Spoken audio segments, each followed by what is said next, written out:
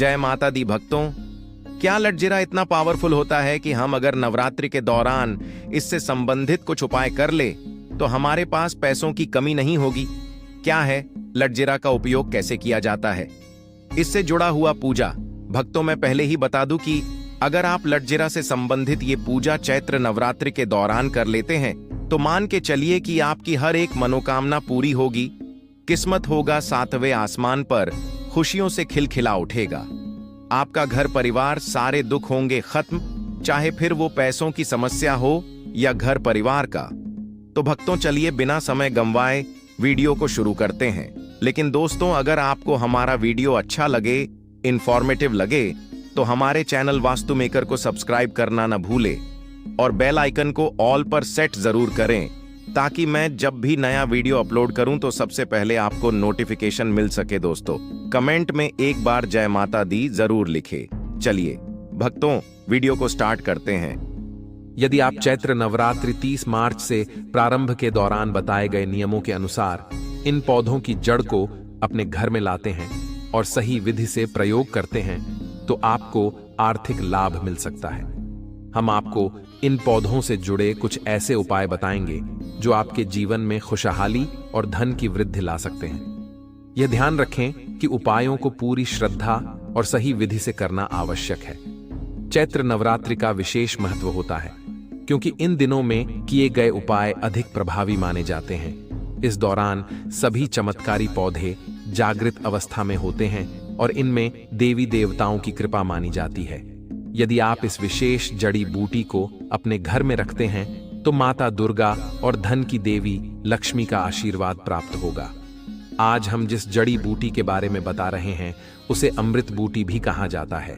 यह कोई साधारण पौधा नहीं है, बल्कि इसके औषधीय और चमत्कारी गुण इतने प्रभावशाली हैं कि इसके सही प्रयोग से जीवन में सुख समृद्धि आ सकती है।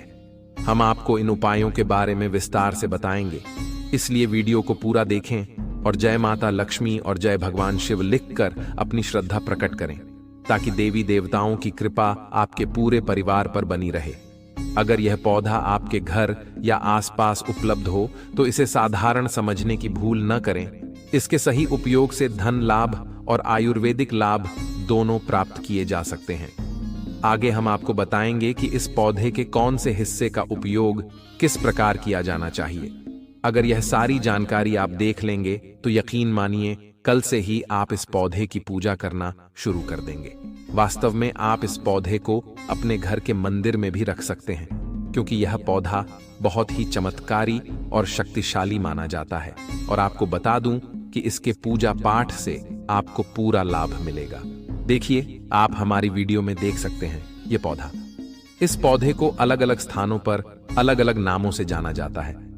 कई जगह इसे लटजीरा के नाम से जानते हैं, कई जगह इसे चिड़चिड़ा भी कहते हैं और कुछ जगह इसे अन्य नामों से भी पहचाना जाता है। लेकिन वीडियो देखकर आप इसे पहचान सकते हैं। खासकर यह जो पौधा है इसे लटजीरा के नाम से भी बहुत से लोग जानते हैं और इसे अपामार्ग भी कहा जाता है। हम आगे आपको बताएंगे कि इस पौधे का कौन सा हिस्सा किस प्रकार से उपयोग किया जाता है और इसके क्या क्या लाभ होते हैं। इस वीडियो को पूरा देखें ताकि आपको पूरी जानकारी मिल सके। अगर आप इस पौधे के बीजों की खिचड़ी बनाकर केवल 2 चम्मच खा लेते हैं तो आपको 1 महीने तक भूख और प्यास नहीं लगेगी और साधना करने में पूरी ऊर्जा बनी रहती है।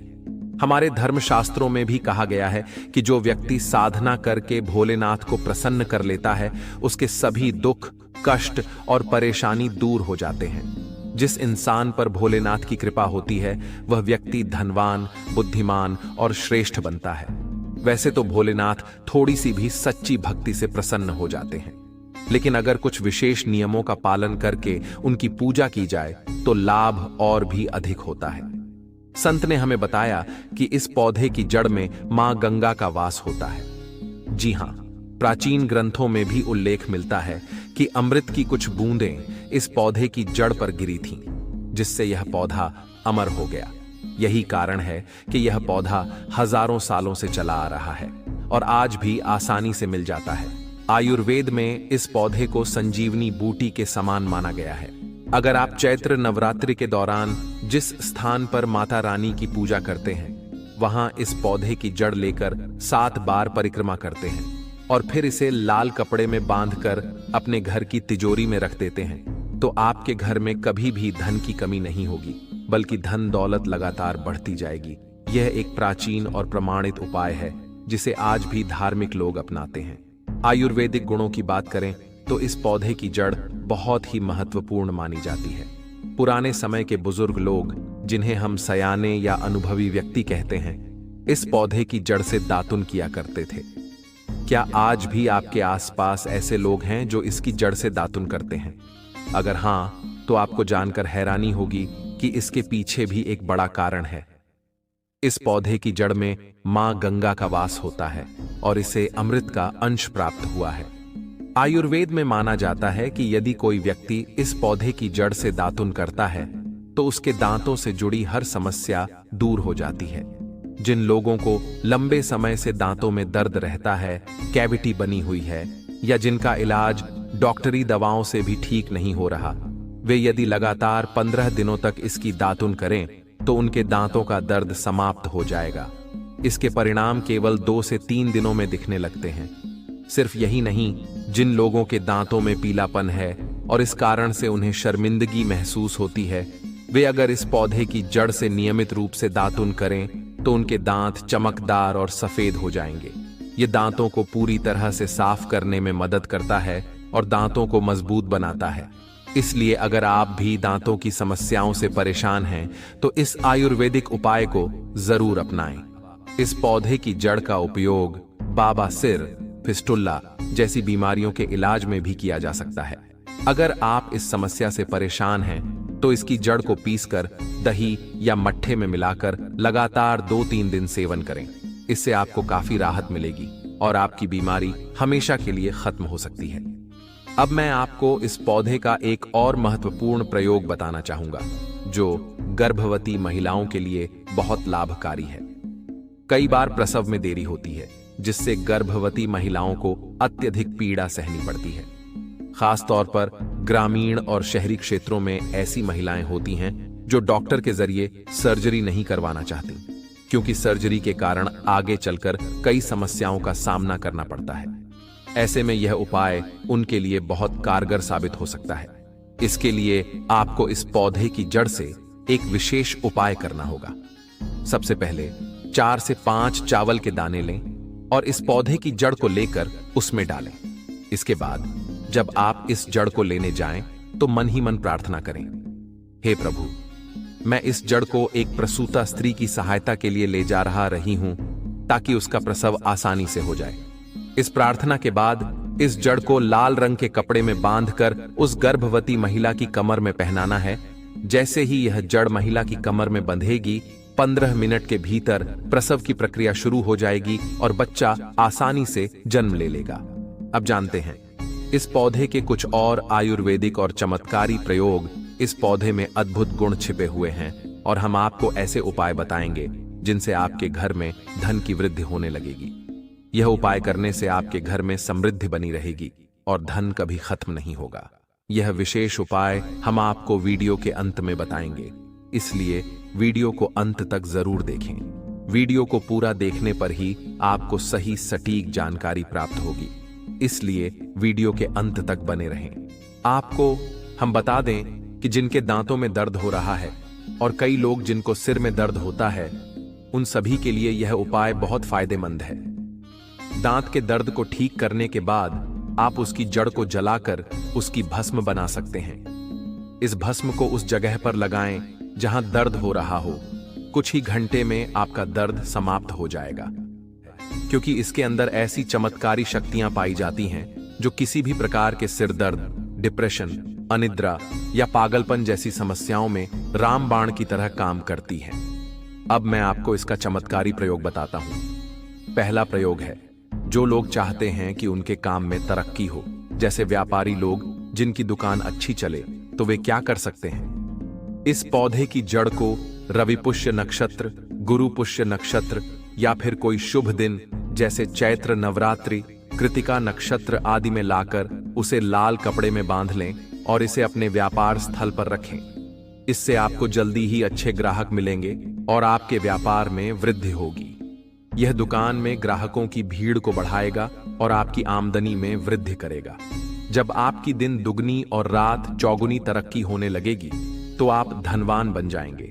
आपकी जिंदगी में जो भी धन आएगा उसमें बढ़ोतरी होगी और भोलेनाथ का आशीर्वाद हमेशा आपके ऊपर बना रहेगा।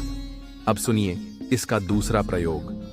जो लोग बेरोजगार हैं और रोजगार प्राप्त करना चाहते हैं, हमारे भारत में बहुत से क्षेत्र और देश हैं जहां युवाओं को नौकरी नहीं मिलती, फिर भी वे पढ़े लिखे होते हैं। ऐसे में व्यक्ति को इस पौधे की जड़ को एक दिन पहले निमंत्रण देकर लाना है। यह काम आपको शनिवार के दिन सूर्य उदय से पहले करना है। इसके बाद सोमवार और मंगलवार को इसकी पूजा करनी है।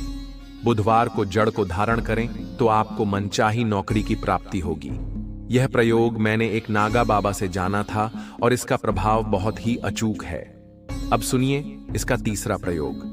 बहुत से लोग नजर दोष, भूत प्रेत बाधा या घर में छोटे बच्चों के नजर लगने की समस्या से परेशान होते हैं। यदि किसी की शादी हो और नजर दोष लग जाए तो वे परेशान हो जाते हैं। इसके लिए आपको इस पौधे की जड़ को चांदी के ताबीज में डालकर शनिवार के दिन धारण करना है।